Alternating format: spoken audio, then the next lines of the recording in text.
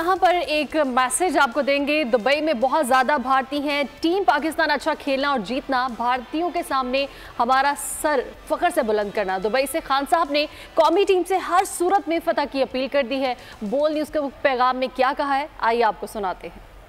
Dubai में हूँ और दुबई से मैंने आज ऑफिस से ख़ास तौर पे छुट्टी ली है पाकिस्तान इंडिया का मैच देखने के लिए, जो हमेशा से बहुत एक्साइटेड होता है।